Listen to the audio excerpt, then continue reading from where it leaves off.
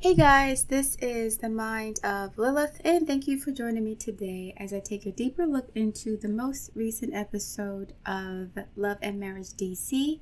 I'm not going to be doing a full episode recap as there are plenty of other reviewers doing a great job of this. Instead, I'm going to focus on specific segments of the episode that I believe could be used as teachable moments for myself and the audience. I believe this is season 1, episode 8. And, I took a couple of weeks off to just kind of feel the show out and figure out whether or not I want to continue to review it or to continue to watch it. I have a really difficult time watching television in general because I have a very critical eye about everything. And it's exhausting sometimes to people that I can't just watch something and enjoy it. That's not the way my brain operates, okay? So when I watch something, I'm trying to figure out whether or not I should watch it. Whether it's good for me to watch. Am I learning anything from it? Is it possible to glean anything useful from the show so that I can, share my thoughts with the audience in a way that is not just about the superficial aspects of the characters and their relationships, but, on a deeper level, how do we, manage our friendships? How do we analyze relationships? How do we analyze our own personal conduct in relationships? How do we react and respond to situations in ways that are in alignment with the outcomes that we're looking for? So I like this show by and large, right? I like the dynamic between the men, but as usual, the women don't get along, okay? So I skipped over a couple of episodes, but I would like to say that Winter's children are so intelligent. They're so woke. They're so well spoken. They're so self-aware. I wonder what happened with Winter. I think Winter was so traumatized by her husband cheating on her with a nanny and getting someone else pregnant that she was looking for some restorative penis in Kevin, and she just jumped on the wrong penis. She should have just had fun with the guy and not married him. I think she was trying to use Kevin, nickel slick Kevin, to get over her ex, and that doesn't go well if you're trying to marry somebody. There's nothing wrong with dating someone, but 15 months and you're writing books about how you found love again, you're obviously still in a dark place and using your relationship with Kevin to get over that. But I do find it interesting that all the ladies are arguing about the same thing that's popped up since episode 1. Who said who about what husband? And this, these arguments were started by Monique, but nobody has the same amount of smoke for Monique as they do for Winter. This is why I'm like, okay, is this for the show or are they really having these types of conflicts? It seems weird to me that people keep misinterpreting and misunderstanding what the other person is saying. It's like projection and then being extra defensive and then, not liking somebody based on appearances. So you're going to treat them a certain way. You're not going to want to listen to what they have to say. It's like a lot of that going on. So it's like Winter never really had a chance to be herself around these people because she was being judged just off her appearance off the top. And the fact that she got married to somebody after 15 months that she barely knew. And she basically exposed a stranger to her older children. Yes, her children are 16, I think 17 now. Beautiful children. Well-adjusted, intelligent, well-spoken. They're not walking around with a bunch of makeup and tattoos on their body like they love their mother. This wonderful children. So I think she was just in so much pain from her divorce that she wanted to hop on any old penis. And I do mean old. I was like, Kevin looks like he's 70, 80. I don't mind older men, but he looks real aged, weathered. For someone like Winter, she looks like she's still in her mid-30s or early 30s. I think she just turned 40. So for her to, I felt like she was making a desperate move in a sense to be with this guy. And I understand that, like I said, she was in a lot of pain and she kept trying to smile it away, but you can't do that when you are trying to be a relationship expert, because if you're a relationship expert, you have to acknowledge the pain that you're in my opinion, in order to help others to acknowledge the pain that they're in. And I think that's what Ashley was saying about a Winter not being honest and being fake, in the sense that she was presenting herself as a relationship expert, but here she is pretending that she is, whole and healed and recovered from her horrible ex-husband. And she hasn't been. She's been putting on a front. But you can look at Winter and see that she has been traumatized. Half of her head has been shaved off. And even if it wasn't shaved off, anybody who has been cheated on by their husband and who had a baby on them, they're going to have a difficult time, even if they don't show you that they're having a hard time. Why do people need to express their feelings for other people to have empathy for them? Like, if I understand what you've been through, right? I am the kind of person that doesn't need a constant reminder of the place that you're in. And so we saw in this recent episode that Monique apologized to Winter for not being sensitive to her situation. If you know what she's been through, she should not have to say that I'm still struggling, because it's going to take time to recover from that. And I feel like Monique is throwing Winter under the bus deliberately so that she can get in good with Erana and Ashley. She's sacrificing her relationship with Winter so that she could be buddy-buddy with Erana and Ashley. I don't know if they've had a long relationship, but if you've known someone for 15 years and you don't know that they're struggling, what kind of friend are you really? Monique is a very cold, hard, bony person. And I don't mean bony because she's thin. She has a very skeletal type of dry energy, very airy, dry, hard energy. I'm thin myself, so I'm not saying that she's skinny, bony because she's skinny. It's just her energy is very rigid, hard, and just cold. There's no empathy or there's no softness or warmth to her. Chris gives all the warmth in that relationship, and I think that's why they balance out. What's her name? Monique doesn't seem to be warm at all. She seems just to be like a very logical, clinical, critical, harsh, cold, cruel person even. And Chris called her out and said, yo, listen, every time you talk about me to other people, you're complaining about shit, right? You're never talking about what I've done for you. You say I've done all these great things, but you're complaining about so much stuff. It seems like I don't do anything at all. I would like for you to show some more appreciation. When they went to the intuitive reader, right? And the intuitive reader said that Chris was living through Monique. I'm like, this man is so 10 toes down for Monique that he's actually living through her success. He's not trying to compete with her.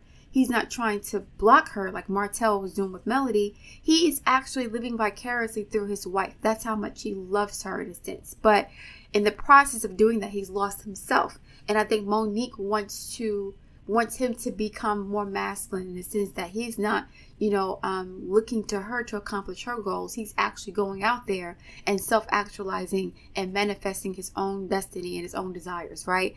And I think that is why she's nitpicking at him too, because she may not be as attracted to him because he's not in his masculine. He's just there, he's settled, he's retired, he's domesticated, right? He's with the kids, and most women will be happy with that. But when you're with someone like Monique, she wants to be with someone that she's proud of, and she wants to be with someone who stimulates her. A house husband does not stimulate Monique. She wants to be challenged, right? And so she starts these arguments with Chris. And I mentioned this the first time I saw this show. She starts these little petty arguments with Chris as a form of foreplay or forced interaction. If she's arguing with him, he is forced to now communicate with her in her own language, right? He's forced to respond to her in kind, verbally. She is a Libra, so she definitely needs a lot of verbal stimulation, okay?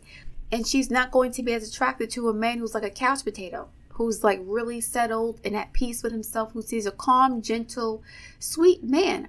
I don't think Chris is perfect, but he has such a loving, warm energy to put up with Monique like that. Monique is treating him the way that she does because she's not married to a Martell.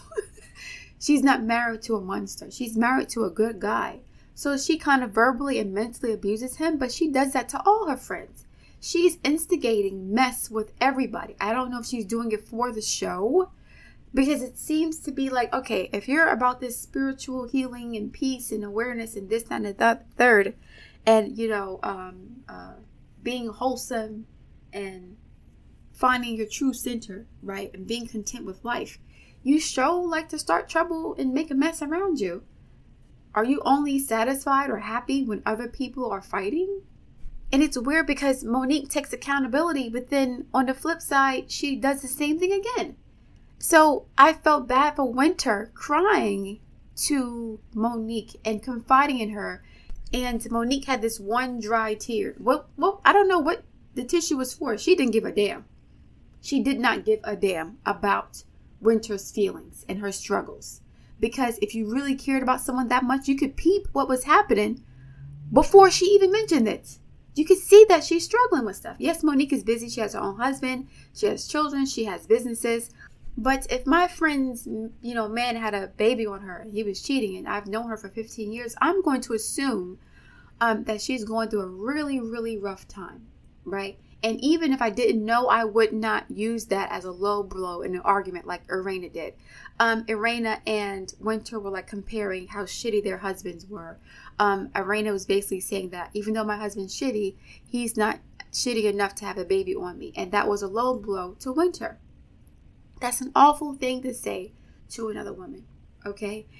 And I think Tisha from Love and Marriage Huntsville did the same thing to Melody in season 1 when she brought up the car that Martell, basically got for Ariane. So it's like Tisha's a Libra and so is Monique. I don't know what sign Erana is, but there's a cold clinical objectivity to their interactions with people in a sense, right? And Monique, she strikes me as someone who likes to start shit. It makes her excited. It gives her a rush. She feels stimulated. She doesn't seem to be happy within herself because she's always complaining about something. Hopefully now that she's living her dream as a radio host, that she won't be as miserable or projecting her misery onto her husband. Hopefully that will be the case. But I don't know, maybe she's doing this for the show, right? For ratings, to create fake drama.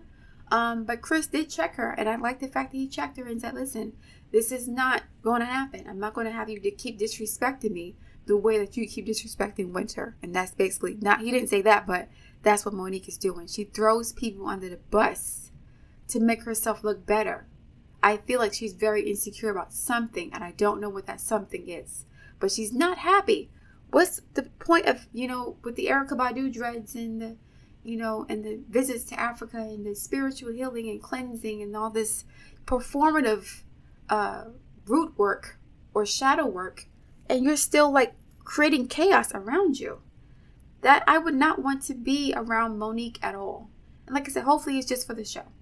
Hopefully she's just doing this for the sake of ratings, because there's nothing else to complain about in a sense as far as her marriage. She has a good husband. Erana and Jamie, their interaction is interesting because I said this in my first review of the show, or the second review I did. I said that Jamie and DJ Quick, they grew up in the inner cities in the 70s, 80s, and 90s.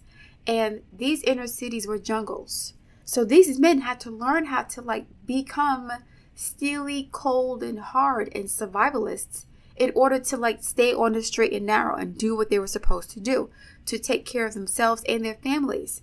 So when the spiritual intuitive reader mentioned this, mentioned the fact that Jamie's heart chakra is closed off. If he doesn't have a relationship with his mom, yes, he would have some resentment towards women or feminine energy. That's why he kind of hit Erana during the session when she started crying. She was weeping. She wasn't crying like, wow. It was a deep, deep cry of finally being acknowledged. Finally, somebody can hear me, or they know me, or they are listening to me, or they can identify with my struggles. There's a lot of pain in that relationship, which is why I think Erana got so triggered. And she was trying to say, well, at least, even though my husband ain't shit, he didn't have a baby with somebody else. She was trying to justify staying with a man she's not really happy with. I don't think Jamie doesn't like her or love her. I think that he has an issue with women. If he wasn't raised by his mother, the mother helps to develop a child's heart chakra. If the mother is not present in a child's life, more than likely the child will spend their life with having issues with women or with their own feminine energy, or with feeling worthy or validated. A lot of these women who go through this, who aren't raised by their mothers, they end up not being able to connect with their own children in a way that is like protective and nurturing and matriarchal. They'll take care of the kids because they have to. It's like an obligation, but not something they love to do. It's not always the case, but that happens a lot. With men, the men usually, they either overcompensate by having lots of sexual relationships with different women to fill that void, or they'll become so cold and hard that they end up hating women and becoming abusive to them. So it can go either way. But I noticed that Jamie had an issue with female, softer, feminine energy. He doesn't like it. It irks him. It irritates him. Feelings irritate him. Because feelings are messy and he can't control them. And his life is very controlled. And that is why I think Erana feels so much pressure to be perfect, because, Jamie has her like on not a tight leash, but she has to follow his rules to the letter, to the T, to the point where now she wants to get plastic surgery for her booty because she never feels satisfied with herself. And I think that's because of her husband. I think that Jamie has whittled away at her self-esteem to the point where even though she seems to have it all together and they seem to be happy, there's a lot of brokenness, a lot of loneliness, a lot of sadness, a lot of fear, a lot of anxiety, a lot of just, codependency in their relationship. I think she I don't know if she's afraid of losing him, but I don't think she knows who she is outside of that marriage. Especially if they've been together for a really long time. I don't know. I don't know if she would leave him, because I don't think she loves herself or even knows who she is, honestly, outside of this relationship, because she got so defensive when Winter was like, whatever. She was like, DJ, whatever, red light, whatever she called him. She called out Jamie's alleged infidelity, and that really triggered in like Erana. And I, if it don't apply, let it fly. But these women, like, I feel like they want to get mad. Like, why are you so miserable and defensive of your miserable marriage? You crying in front of people because you're miserable, but when the lady points out how miserable you are, in a sense, you want to defend your husband against everybody. What I do notice about women who are married is that they will defend their husbands at all costs. They will put their husbands on a pedestal and they will fight the world for their husbands. That is why some women stay married and some women don't stay married, or some women don't even get married, because I'll be damned if I allow a man to disrespect me and I'm still calling myself his wife. That's not happening. So, but some women are cool with that. And so no shade or nothing at all, but some women are cool with their man disrespecting them to the point where it's like you don't even have a sense of identity. You're just there to defend your relationship more than you're defending yourself within that relationship. So I feel like that's what Erana and is with Jamie. But I do see potential in Jamie in a sense. I do think that he is emotionally, at the very least, emotionally and verbally abusive. But his wife may trigger him because she may remind him of his mother. And if he feels like he couldn't control his mother leaving, he may feel like he has to control his wife to ensure that Erana doesn't leave him like his mom left him. And I think that's part of it too. He has to keep control over her to make sure that she doesn't abandon him. He has abandonment issues, definitely, when it comes to women. Okay, now DJ Quicksilver and his wife. Ashley, she seems like she has more smoke again for Winter than she does Monique. Monique can't keep saying, I'm sorry, and then doing the same thing over again. I think that Ashley wants an excuse to be upset with Winter and to not like her. They didn't like her from off the jump. Like, when she first came in, they jumped down her throats. And I felt like she was set up. And Monique didn't even defend her like that.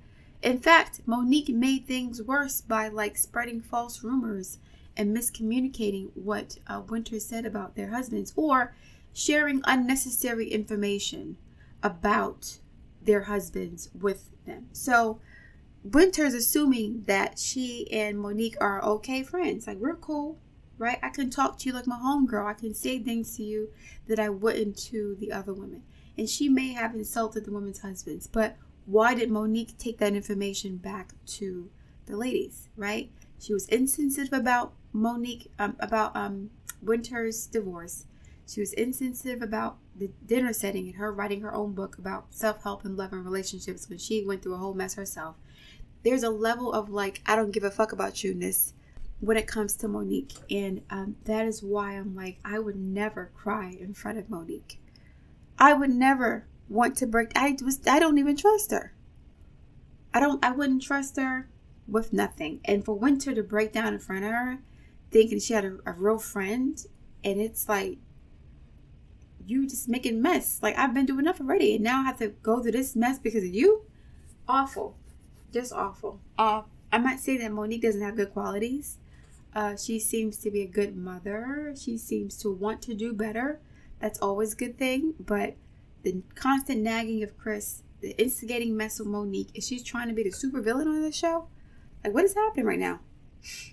So, yeah, they had this session with the spiritual intuitive reader, and I mentioned this, and Chris was like, you know, after you heard DJ Quicksilver talk about losing his mom at 10 years old and his father dying at 18 years old, I wonder if he was, when he was born, I gotta see his birth chart. I can probably guess when he was born, what, I guess, Dasha period he was born under, based on that information. But when Chris said, you know, your father's still with you, I was hoping that somebody would say that. Because just because someone passes over, they're in a different dimension, doesn't mean that they're not still present for you. It's just that you're so busy working, you can't connect with them, right? You're so busy being the DJ, successful, money, work. How are you going to have time to reflect on and meditate on and to connect with your ancestors, connect with your father and your mother? You got to take a beat. You got to fall back and relax to listen to them. They're going to come through. But you have to be open to the messages. So you need to have time to do that. You need to get sleep to do that, because they usually come to you when you're asleep. Okay? Oh yeah, so DJ Quicksilver has not made himself available to connect with his ancestors, with his mom and his dad. So he's been so busy. And I like the fact that Ashley is supportive of him in that process. But what I find really odd is that these women don't know their husbands. How you get married to somebody you don't know and you can't connect with emotionally? I also think that men tend to marry women who don't ask them too many questions about themselves. That's what I'm noticing. Because so many women say, I didn't know this about my husband. How do you marry somebody and you don't ask 1,001 questions before you get married? Men tend to shy away from women who ask too many questions, or women who are too, I don't want to say too smart, but there was a study that said that women with really high IQs don't get married as much. Now, there are plenty of women who are really, really intelligent who get married. But there's a correlation between women being single and a woman being able to be critical. To a woman having critical thinking skills. If I can see past your bullshit, more than likely I'm not going to marry you. If I ask questions beforehand, I'm going to scare you away because you won't be able to hide your bullshit under false pretenses or facade, like Kevin Nicholslick did. To marry somebody in 15 months, like Winter's daughter said, you got love bombed. If you're not asking questions and you're getting love bombed in 15 months, right? Listen, I had somebody I was dating, and he was like, yeah, after 3 months, yeah, we should get married. I said, what? I said, I don't even know you. What are you talking about? He got upset. And I was like, okay, I don't even know you. You tripping right now. And he got mad. But for Nicholslick to try to marry Winter at 15 months, Winter wanted to get married. She wanted to feel validated. And so she allowed herself to fall for the okie doke with Nicholslick. He looks really interesting. I wonder what his nationality or his ethnicity is. He looks Melangian. I've never seen a Melangian on TV before. That's interesting. But in the DC area, there's a lot of intercultural intermixtures that have been prevalent in that area for hundreds of years. It's like one of the most diverse regions of the country, not just New York. So with DC, I wonder where his family's from. Even with Ashley, beautiful cinnamon skin. Erana, beautiful cinnamon skin. I know Monique is from Jersey. I know she's like Black American, but there's so many beautiful phenotypes on this show. I wonder where these women are from. They're very interesting looking women and beautiful women, of course. So yeah, I just I enjoy the show for the most part, but Monique is so messy. It's just like, is she doing this for Is she for real? Is she really for real with this? I hope not. She keeps nitpicking at Chris. He's going to get tired of it one day, you know?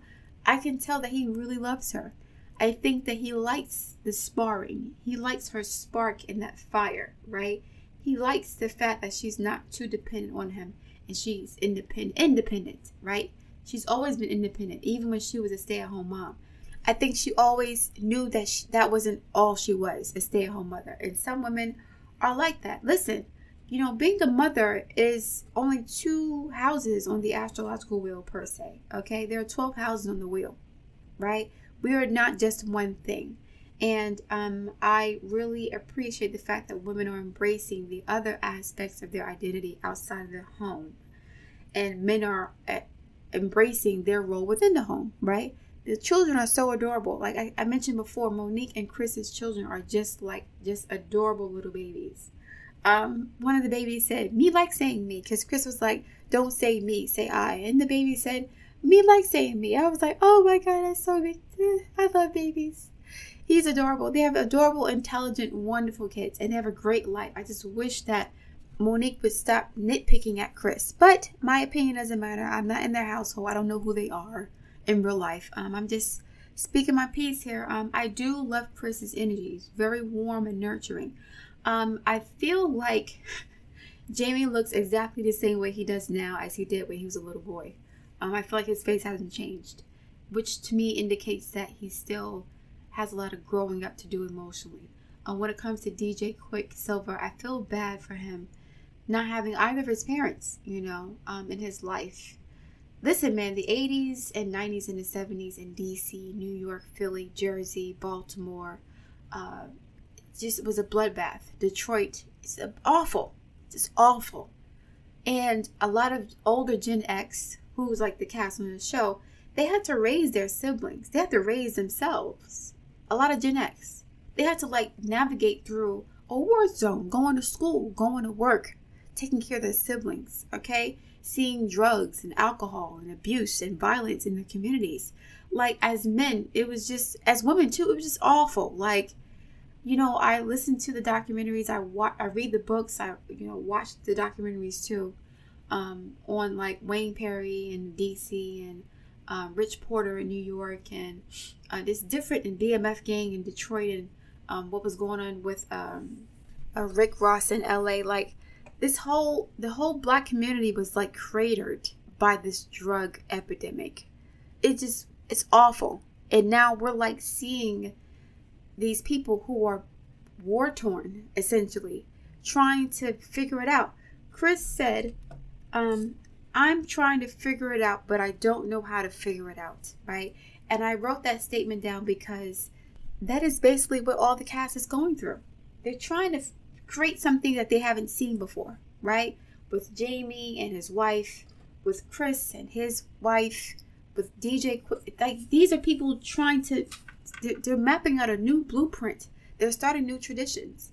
I wouldn't be surprised if they have Pluto in their 4th house, or Pluto conjunct their sun, because their families have been like, not all their families, but there's a lot of dysfunction and abuse and pain and secrets and like trauma in these people's backgrounds. And I commend them for fighting through that and becoming as successful as they are now.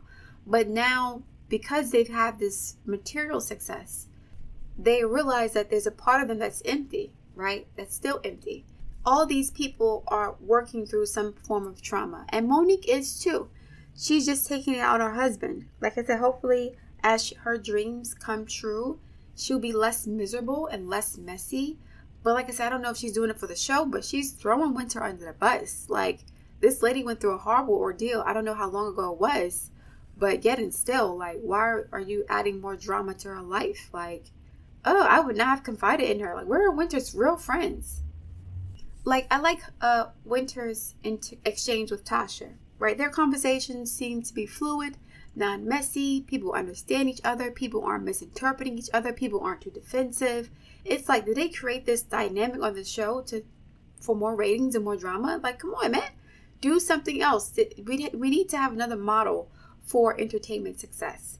These are all really successful people with good businesses. It was nice to see Dakia from Ready to Love on the show. It was nice to see Peter from Real Housewives of Atlanta on the show. It's nice to see Black people doing business and not just bickering and arguing over what. Like, it's unnecessary. But anyway, I'm going to leave it there for now. I look forward to reading your comments. Please like, share, and subscribe, and I'll speak to you soon.